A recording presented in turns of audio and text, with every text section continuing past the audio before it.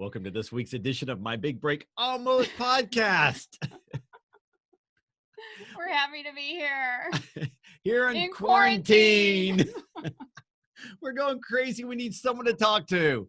And we're so glad that Jeryl Prescott, great actress, has agreed to talk to us. It's amazing. I'm so excited to actually talk to her. We don't get to talk to that many actresses. So this episode is going to be great. I can already tell. She's been in some iconic shows, especially The Walking Dead. Yeah.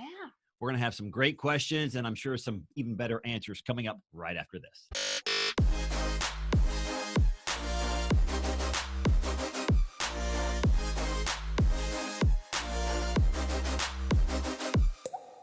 I love it. I love it. It's perfect. Right. We are blessed today to be joined by Jeryl Prescott. So excited to have you on our show. So Thank many you. fans are going to love the questions that we're going to be able to ask you. Actually, they'll love the answers more so. But thank you Wow. for spending your quarantine minutes with us. Well, thank you. I'm excited to be here. We're all itching for some connection, so Yes. I love it. Thank you so much. That is Yes. exactly right. Thank you, podcast. Yay! Especially on the podcast because we get to talk to you. So we're the benefactors of that. Yeah. That's the truth. That's the truth. What will y'all do now without internet? Oh my God. As a South Carolina girl, become a big-time actress. Oh my God. With the help and blessings of a lot of people. I gotta give the first credit to the Fincannon casting in Wilmington, North Carolina. Mhm. Lisa and Craig Fincannons were the first people who gave me a chance to audition for stuff. And my first agent there was a guy named Rusty Wiggs. His name makes people laugh, but that is his real name, Rusty Wiggs. Oh. And he is spectacular. Our contract was a handshake, and he has seen me through quite a lot. So those people, Lisa, Craig Fincannons, Rusty Wiggs, they started my career really. Mm-hmm. Are they all from South Carolina? They all are North Carolina. North North Carolina. Carolina. folks. Okay. Yeah. So I grew up in South Carolina, but I lived in North Carolina for 12 years after college and all that. And that's where I had always been doing community theater and theater for fun in the community, and working with wonderful directors and wonderful professional theater companies. And finally someone said to me, you're pretty good. You should take it more seriously. And I had never thought about it. I was just having fun. And I talked to a friend who I knew had an agent in North Carolina, a girlfriend who's a fabulous comedian herself, Deborah Terry. And she told me about Rusty and set up our first meeting. And from there, things started happening. Incredible. Did you start off doing local commercials or local projects before you moved out to LA? One Tree Hill. Remember One Tree Yes. Oh, Hill? yeah. I believe that was my first credit. And it used to shoot in Wilmington. Really? Yes. And so the Fincannons were the casting agents on that. And I believe that was my first TV credit. And I did a couple of commercials, like a Kroger commercial or something. Me and my little, when my 16-year-old was 2, he was in that commercial with me, a Kroger commercial. But that was it. That was the end of my commercial life. And I did One Tree Hill out of North Carolina. I did The Skeleton Key, also cast out of North Carolina. The horror film with Kate Hudson and Jenna Rollins. And that cast out of North Carolina. So I did those there and took those credits to LA, where I was able to get a different theatrical agent. And my first credit here was Criminal Minds. Unbelievable. One of our Love favorite it, yeah. shows. Yeah. Do you split time back and forth between Carolina and California? Yeah. Well, the show that I shot most recently, or recurred on most recently, was Swamp Thing. And that, ironically, shoots in Wilmington. It was a totally different casting, folks, totally different process, cast out of LA and all that. But that took me to Wilmington for about 3 or 4 months, just this past 2019. Okay. So that was going to be an incredible show for DC. It had all the effects, and you got to play a blind Madame Xanadu. Yes. What was that like, playing a blind character? It was just spectacular. I always get caught cats doing weird things, and I guess people think I have a weird look. And I think it was just fun. It was so much fun. And you know, we use those prosthetic those little contacts, those interesting contacts, and they were huge. I didn't expect that. They're so big, but they were so comfortable. We had wonderful technical support. You know, the optometrist who I saw in LA, the people on set, they were very careful with my eyes because they were, I mean, really big, but they were able to put them in. And once they were in properly, I couldn't feel them. I want to ask you a quick question because I know he's got several questions, but one question comes to mind when you talk about credits. How does that work as far as being an actor? See, I was very fortunate to come to LA with credits, with One Tree Hill and Skeleton Key. And so I was already SAG when I came here. I was already in the union. Wow. or union. I was union eligible by the time I got here. But you have to work in union projects in order to get the credits to be union, which is, you know, it's a catch-22, right? Yes. Like, how do you get into the union projects if you aren't already union? Well, I had the benefit of working in a small market, you know, with the Thin Cannons, with One Tree Hill and everything like that. I was able to accumulate a couple of credits. There was even another show that I worked with that was short-lived down there that I can't even remember the name of. It was some sort of little sci-fi show.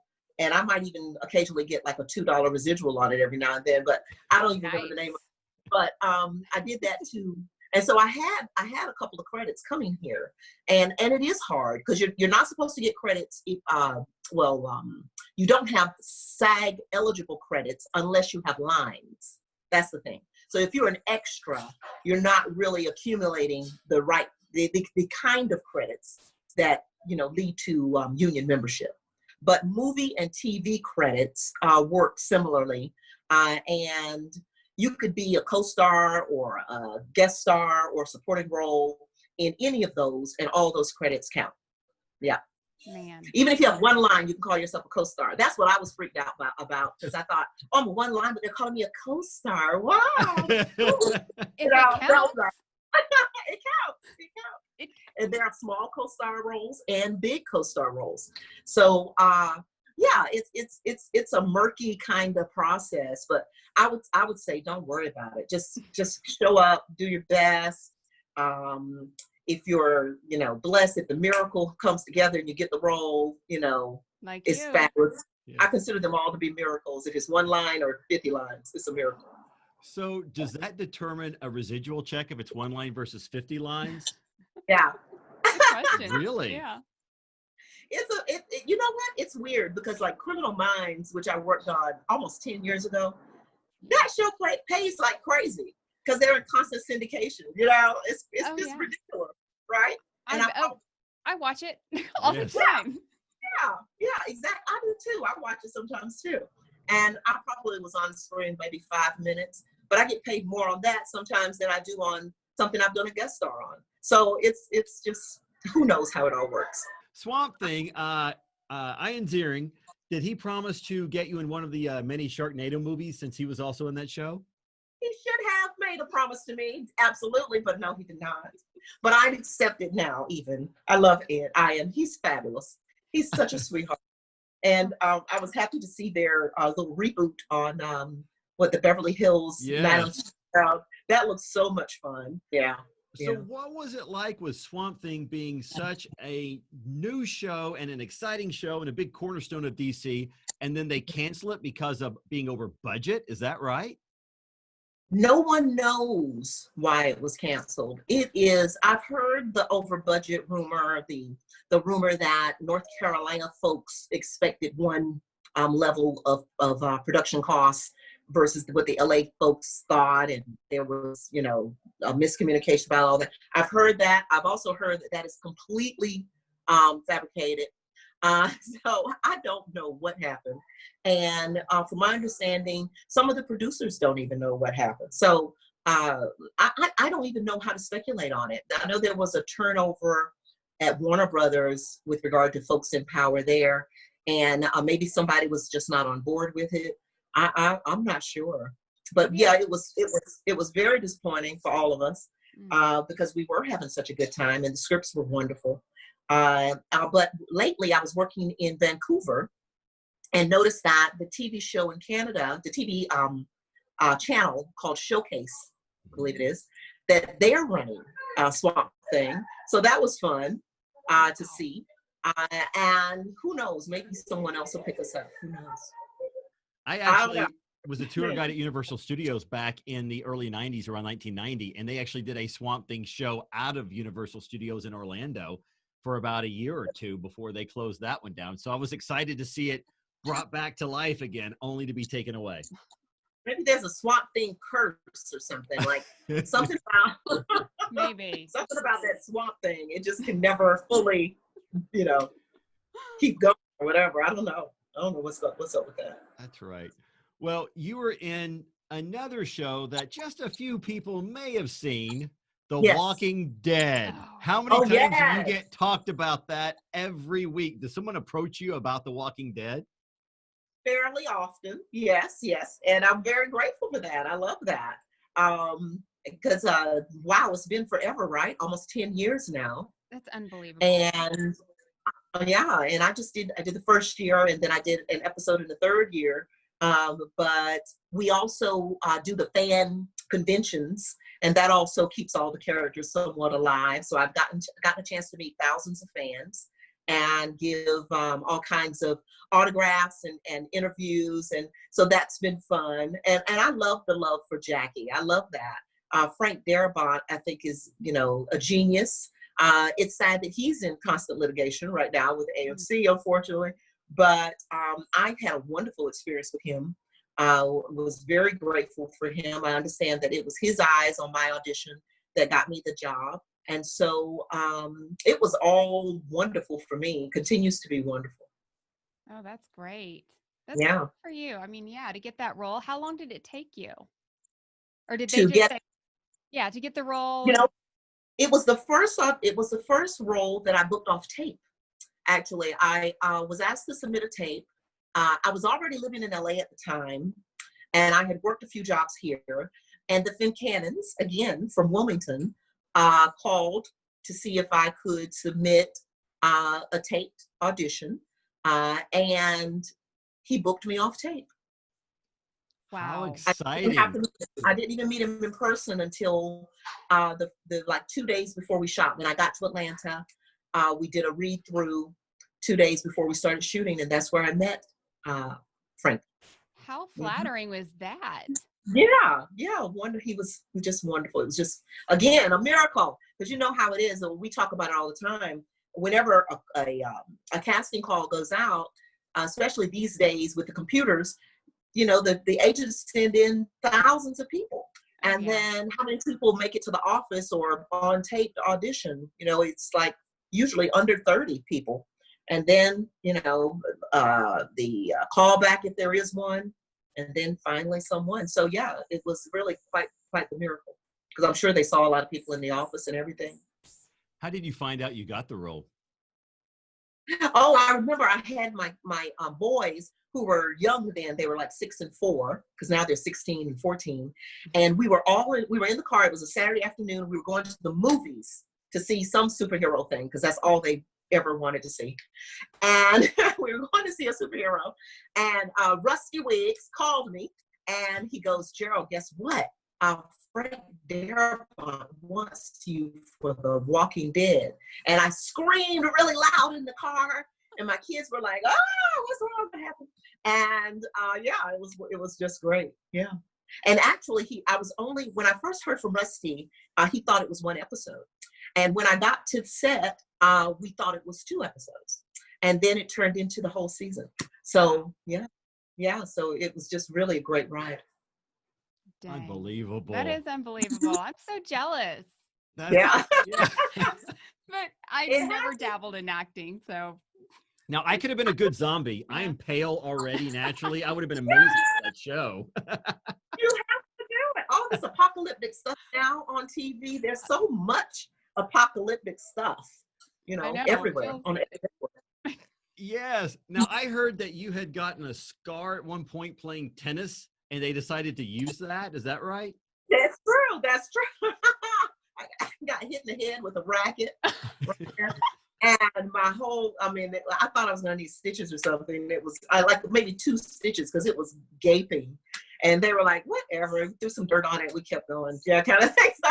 Oh my God. Nobody I'd freak out. Like, not my face. Not I my know. I was a little freaked out, but you know, it was that kind of show. And really, you know, I think that has served me well because as an early experience as an actor, you know, I was encouraged to put aside all vanity, you know, to just go do your thing and keep it as real as possible. And I think that has helped me, you know, because I don't get to be glamour girl in any of my roles. I don't think I've ever been glamour girl.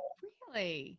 We're going to have to get you a glamour girl role because you've done an amazing job on the other. So now let's not typecast you. Let's get you a glamour girl role. I think I've outaged glamour girl. I'm doing moms now, lots of moms. A glamour like girl I said, mom. I was a mom on Nancy Drew, the new show, the Nancy Drew, that's on CW. Yes. Is that out? Yeah, it's gonna air next week, I think. Oh. And I play the mom of one of the series regulars, the young man named Ned, who's one of the guys who helps to solve the ghost mysteries or whatever. He works with the lead, Kennedy, who plays Nancy Drew. And so I play his mom. I've been a mom on That Woman. That one did air a few weeks ago. And so, yeah, now I'm the mom. I don't get to be glamour girl. I have to be the mom. But that's okay. Mom. That's wonderful. I still think there's tons of hope for you, for sure. Yeah. Oh, maybe. We'll see. We shall see. That's exciting. So, not to be morbid, but what's it like to die on set? Oh, wow. Because it was such a big ending on The Walking Dead, how that happened to you. Yeah. What was that like emotionally to look at the script and go, wait, I'm not on the next page? Wait a minute, what is going on? Right. Well, you know, I'm a reader. I love to read. And one of my favorite authors is Toni Morrison, who wrote Beloved that Oprah produced years ago. And she also won the Nobel Prize for a lot of her literature. And one thing that she used to say about her works is that if you kill a character that no one cares about, it has no effect. And so it's almost an honor to be, you know, the character who is killed at the end of the season, the first season, such a big show. And also I didn't even expect to last that long. So I really didn't have this sense of, oh man, you know, of course, you know, who wouldn't want to last for 10 seasons? Of course, everybody wants to do that. But, you know, at the time, you know, it was what it was, is, you know, what the writing said. And the cast was so sweet and wonderful. Everybody was like, oh, Jeryl, we're going to miss you. And so it was really easy at the time to have that feeling, you know, in the scene there, I get to see them escape, that they're all going on without me, and it feels wonderful to see that, you know, that they've survived, you know, and the fact that I'm there, me and Noah, you know, in the CDC together. It was a very genuine feeling, I think, on the screen that you know, we're happy that they're going on and we're at peace with this choice, you know. So yeah, it was cool. It was really cool. That's a great attitude. That is really good. I like that. I've never actually heard of that before, as far as just, you know, people and who the care episode, about someone. The episode I did in season 3, where Andrew Rick is going through, you know, this mental breakdown, and he talks to these people who have died. He actually, when he first read the script, because by that time there were different writers, he's the one who told the writers, you know, we need to get Jeryl in on this scene, because I wasn't originally in it. And so they said, oh yeah. And so they called me and we were able to make it happen. And so, you know, I love them. I'm just thrilled for their success. And everybody who I worked with on that show really has been great. You know, Irony, for example, who played T-Dog, was in my wedding. Just this past July, I got married. Congratulations. And thank you. And Irony and his lovely wife came to my wedding. And they did this lovely poem for us in presentation, and it was just beautiful. So I think that's one of the things I love about being an actress. You know, you encounter people with open hearts, I think, and that's always a good thing.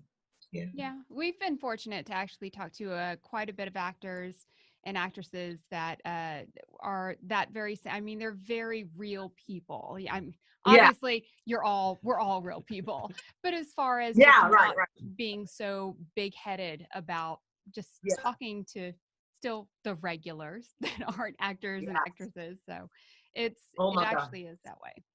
I know. I know. At least I've been lucky. The bigger star, the kinder and more open the heart is what I've experienced. That's a great lead-in, because you've been a guest star on so many shows, including, you mentioned Criminal Minds, 2 different NCIS shows, and one of our favorites, Castle. But Modern Family, even. Modern Family, yes. Yeah. And our daughter is so excited. Parks and Recreation, one of her favorite shows. Yeah. What are some of the celebrities that you've interacted with that you might have some stories or some personal takeaways that you could share? Yeah. Oh my gosh. There's I mean, really, I have been so lucky. Angela Bassett, I worked with recently on 911. Wow. And such a queen. She's so the queen. She's lovely. I love her so much. And she was such a, down to earth, just salt of the earth sweetheart. And in the scene, I had to hug her and everything, and she was just so open, and she held my hands. She just made me feel so comfortable, and she was wonderful. Let's see, LL Cool J. When I worked for NCIS Los Angeles, NCIS. When he walked in the table read.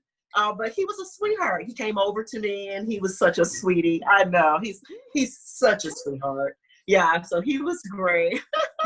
Are his arms about that big? Yeah, for real. And he looked like his own son. I remember when I saw his recent music video, I was like, is that LL Cool J's son?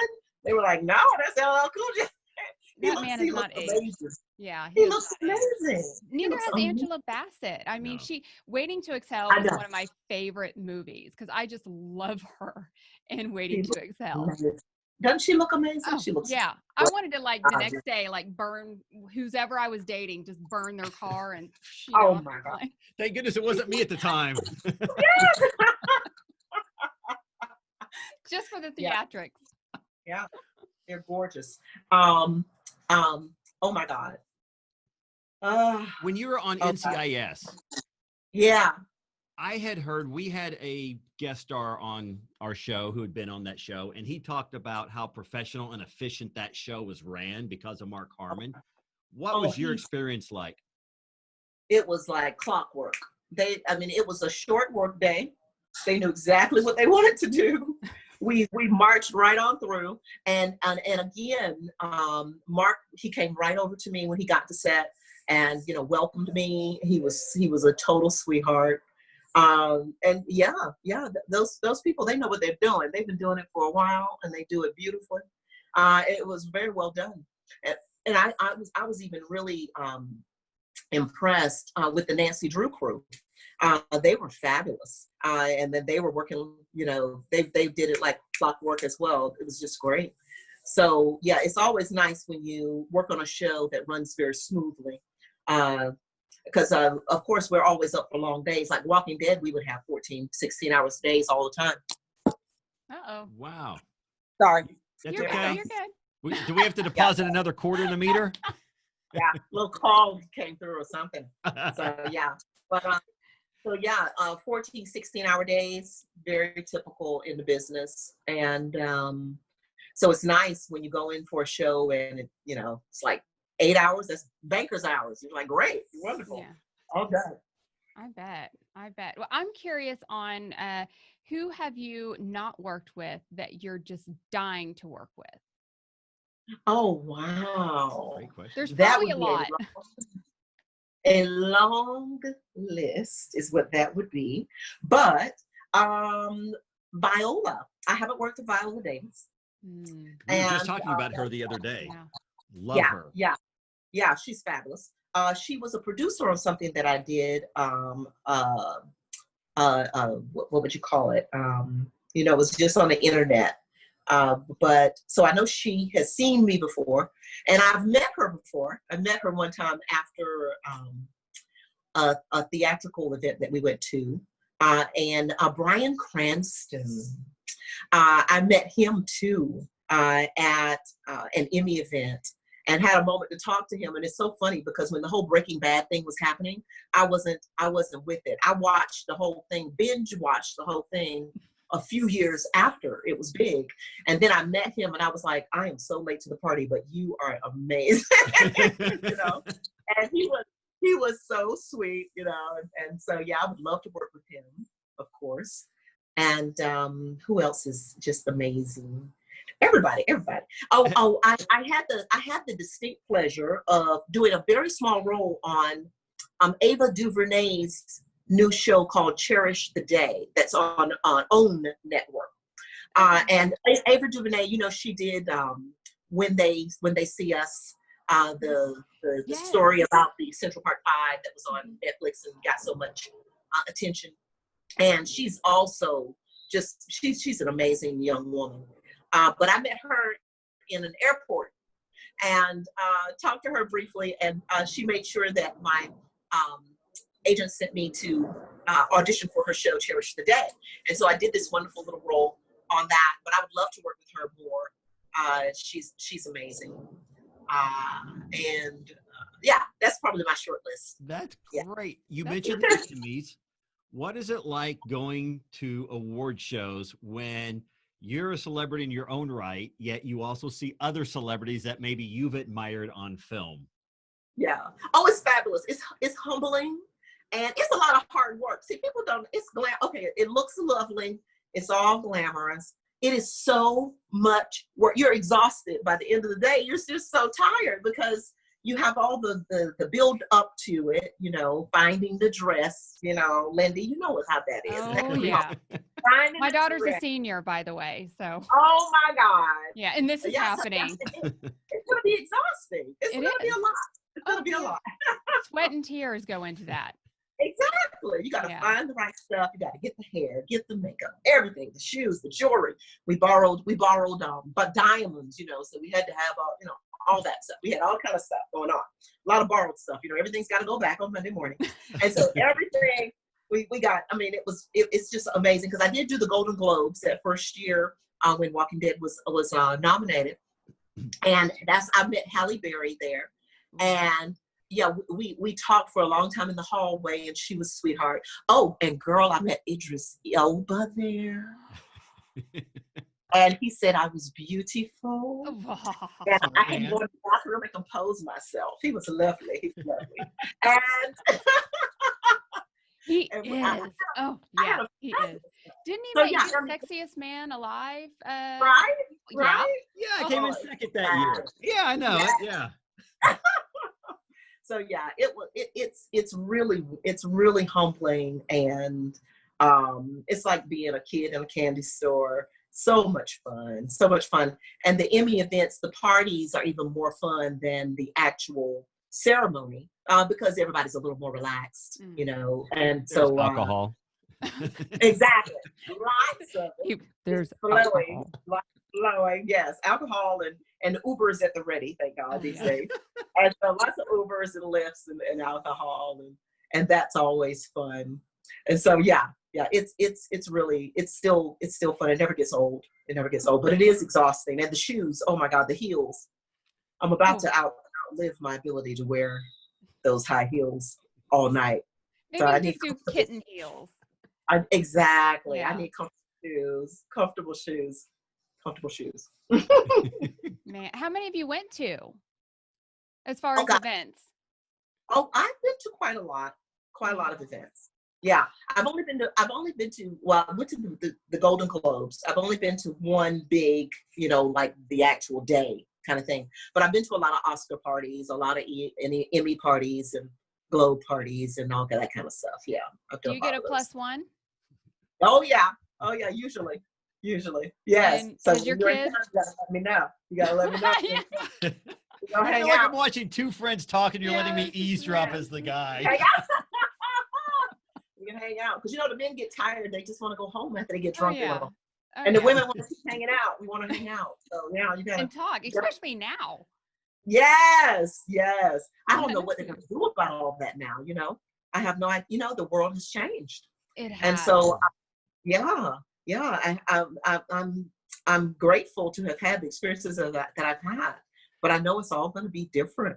And even going back to set, I'm imagining they'll do something like take people's temperatures in the morning, like they're doing at some hospitals. It's like working in the porn industry where, you know, they check you in the morning, and then if you're ready to rock, you can rock. So I guess Don't I know? That brings me way back to my early days. Yeah, I get it. So I've heard. Yeah. Yeah, just look up Paul Stanley. You'll find a lot. AKA buck naked. So Exactly. yeah. Exactly. Is Hollywood shut down right now? So no pilot season and no shows being made right now? I have heard, and actually I got an email about yesterday. They're starting to do some Zoom casting, using Zoom for casting, and asking people to submit on tape for different things. And I also have heard, quiet as it's kept, that there are a couple of people on set here and there, but they're probably just being very careful, and maybe you know, skeletal crews and stuff that has small cast. Yeah. I've had so much fun getting to talk to you. I haven't even asked one of our big questions as far as why our show is here. You've done so many roles. Are there any roles that you came close to, your My Big Breaks almost, that you didn't get? Yes, I have one. I have a good one. When I was still in North Carolina, I auditioned for John Adams. Remember John Adams, the series that was on HBO? Mm-hmm. And there was a wonderful role of this enslaved woman who worked in the Adams household. And so in the historical research, you find that she befriended this enslaved woman who worked in her home, and even made sure that the woman's son had an education. And when they left the country, John and his wife, they left their home in the care of this woman who had been their slave servant. She really was like treated with more respect as a servant rather than an enslaved human being. And so I was selected to play this role. I was cast in this role, and we were waiting for it to start, and they kept pushing it back, and then finally we decided to cut the role. And so I didn't know why. Right? This is funny. The director for John Adams, he was Oscar nominated, and I saw him at the Golden Globes, right? And so I had met him at the audition, and so I cornered him, and I was like, "Hey, what happened to that role in John Adams that I was supposed to do?" Right? And he was so polite. He goes, "Oh, I'm so sorry. I read the script, and I'm so much about keeping a story very focused, and it felt like such a tangent. This story of this relationship that Miss Adams had with this woman who was a servant. It felt like such a tangent, and I wanted to keep the story very focused. And so that's why it took me so long to decide whether or not to keep it or to cut it. But ultimately, I decided to cut it, and I was like, oh, okay, got it. And it's the kind of thing every actress wishes they knew why they didn't get something, or why it got cut, or what happened, man. Come on, tell me. And so it was wonderful to be able to, grab him and corner him and get the truth out of him. Yeah, get the truth out of it. But yeah, he was cool. Oh, and I have one more, but it's not quite as good. We got time. I was in my brain, and I mean, I might have been like third, but I think I was second for Angela Bassett's role in Black Panther. Oh my goodness. That's a big one. You would have been great at that. I know. I was put on hold for it for a couple of weeks. And my agent is so funny. I have the best agent, Stuart Talent, Spencer there. He goes, okay, you're on hold for Black Panther, but you're not going to get it. And I was like, what? So he goes, you're not going to get it. It's going to be Angela Bassett's role. They're waiting for her schedule to clear out, but you're on hold. And so then the next week he was like, okay, you're still on hold for Black Panther, but you're not going to get it. So just know that. And I was like, really? But it might happen. And of course, you know, she got it. So, but yeah, I was on hold for that for a couple of weeks. Man, that's Yeah. such a bummer. That would probably like stick to me for a little bit. Now, you gotta let it all roll off. I know. That's what I've heard. I guess Yeah. I cling on to misery maybe a little too much. So on projects that you're either can't really be working on technically yet, but soon to be working on, is Nancy Drew a reoccurring role, and are there other projects you have coming up? There is a possibility of recurring on Batwoman and on Nancy Drew. I'm the mother to the two of the series regulars on those shows. So I absolutely could recur on them. And we had a great time. So, you know, but everything, like you said, is in the air at the moment for, you know, certainly for Vancouver production. When I left Vancouver, production gave me a mask to wear to the airport because it was like 2 days before Canada closed the border when I left and came home. And so, yeah, so who knows? And both of those shows shoot there. Both of them shoot in Vancouver. So, but yeah, that's the possibility. I also have a film coming up called Unpregnant. That's with HBO Max streaming platform. And so that who knows? That could be, that should be finished, and they're in post. That'll pop up someday soon, maybe. Unpregnant. Can you talk about what Unpregnant is about? It's based on a novel by that name, and they may have changed the movie name. Okay. The name of the novel is Unpregnant. Excuse me. And it's about a Missouri teenager who gets pregnant, is contemplating her options, and decides that if she wants to exercise the option not to have the baby, she can't do it in Missouri. So she goes on this road trip. And so, you know, with her girlfriends. Mm-hmm. And it's a comedy, timely comedy dealing with a serious subject. And these young people, I think, are brilliant and hilarious and interesting. So, you know, who knows? There's from what I understand, there was a movie with a similar theme that just came out of Sundance that's getting a lot of buzz. But the novel is called Unpregnant, and I've heard a title being bantered around called UFO Road Trip. So they might have changed the name to that. I don't know, but yeah. Took a sci-fi twist. Yes. Do you play a mom or an alien in this one? Oh no, it's a surprise what I play in this one. It's a surprise. Oh. I can't tell you. But yeah, it's a surprise. I'm someone who they meet during their road trip. How fun. Yeah, it's interesting. It sounds like it. Yeah, it's right here. It says Unpregnant. And then what about East of La Brea? Yeah, East of La Brea.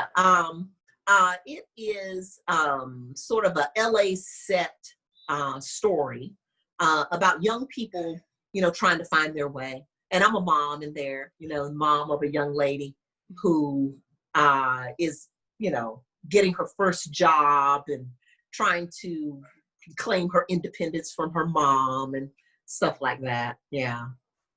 So it's a web series. Oh, okay. All right. Yeah. I was going to say, could you come over and tell my 18-year-old daughter to stop clinging to me? I cannot handle these teenagers. Jeez, they're a mess. I mean, their generation, they're never leaving. I just said my daughter's going to be a lifer. I love you. You know what it is? Yeah. You're such an amazing mom, supportive mom, loving mom, and you guys have apparently created a home where your kids, you know, they're comfortable and they want to stay there, and that's great. And I try to do that for my kids too. My parents let me know when I was little that I wasn't gonna be able to stay there after I got 18. I need to have a plan, you know. And my husband is the same way. He's from a big family. He had 6 brothers and sisters, and his mother made it clear, you know, with her 7 kids, well, you guys have to go. Y'all gotta leave. You got to go. Make your way in the world. And they've all been wonderful, well-adjusted adults, you know. And I think these days we just have the wrong idea. We make our kids too comfortable, you know. I think it's cool that their mom is in movies and TV. Yeah. Do they think that's cool that you're a little bit? You know, they're not too impressed. You know how it is. They're kind of cool. They're like, oh, that's good. That's cool, Mom. That's kind of cool. Swamp Thing, they thought that was probably cool. The moment I saw them lose their cool a little bit about Swamp Thing, but otherwise, they kind of take it in stride. Even though we've only talked 45 minutes, it feels like we're talking to a friend that we haven't seen in so long. I feel the same. It's wonderful to meet you guys. Congratulations on having your My Big Break show. That's really cool. Oh, that's so sweet. We only do it for fun. Actually, he only does it for fun, and I just got roped into it. So I needed a co-host that would work for free, and she was the only one who applied. She didn't apply. I just made her. There's value in that. I love it. I love it. Jeryl, this has been a blast. Yes. I really appreciate you taking your time, and you're so sweet and so much fun to talk to. I really appreciate this. Thank you so much. Thank you so much for contacting me, reaching out. I hope you'll check out Nancy Drew, and maybe I'll get a chance to talk to you guys again another time.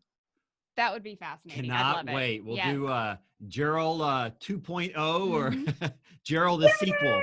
Yes. Yes, the post-corona edition. Yeah, post-corona. Right. Maybe face to face. If you ever do Comic-Cons, because you said you do certain conventions, that would be amazing. Maybe we could fly out to one of your conventions. Yeah, that'd be cool. If that's ever a thing anymore. Yeah, so I know. Bring those back. I know, like that's gonna disappear too, or at least be scaled back, probably. Yeah. Well, good. Well, thank you again. Enjoy all of your kids. Yes. Thank you so much, you guys. And your new husband. You have a wonderful day. Thank you so much, you too. All right. Thanks, bye. Jeryl. Bye. So she was this close to getting the part Angela Bassett got. That's part honor and part frustrating at the same time. How could she even say it wasn't a big role?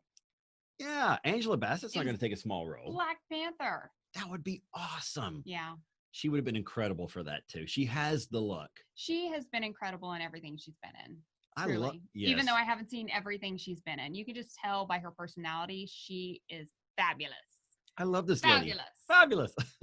Some people you just really want to meet just because they're so genuine. Mm-hmm. This lady's one of them. Oh, yeah. I definitely want to meet Jeryl. She's awesome. I want to be her friend. I think you are. I felt like I was eavesdropping on two friends. We could so connect. All I thought was each of you should have had like a glass of wine and it would be two friends just talking. Yeah, maybe we should get you guys together. You know, the boys and then us girls. That's true. We can talk and hang out with the kids. You need a friend. I need a friend. I felt like she was my friend, but apparently you stole her. No, we were having eye contact. Jeryl, thank you so much for being on our show. Can't wait to see you do reoccurring roles on Nancy Drew. And coming back to talk about it to us. That's right. Without Jeryl the sequel. Yes, maybe we'll actually be mobile and can talk to her in person. That would be fantastic. I would love that. Me too. And if you get a chance to see her at any Comic-Cons, if those ever come back and when, highly recommend it. She's so sweet. Pray. That's right. Pray for all of us as you knock your mic. Whack. Yeah. Thank you so much for spending your quarantine time with Jeryl, Lindy, and myself. Yes. We had a blast, and I hope you did too. I'm sure we're going to be in quarantine again next week, and I'm sure we're going to find another celebrity who's stuck looking for somebody to talk to. Can someone call us? Yeah, give us a call. Yeah. We'll take you. Anyone. Yes. Please join us next week. My Big Break Almost podcast. Can't wait to talk to somebody. See you then.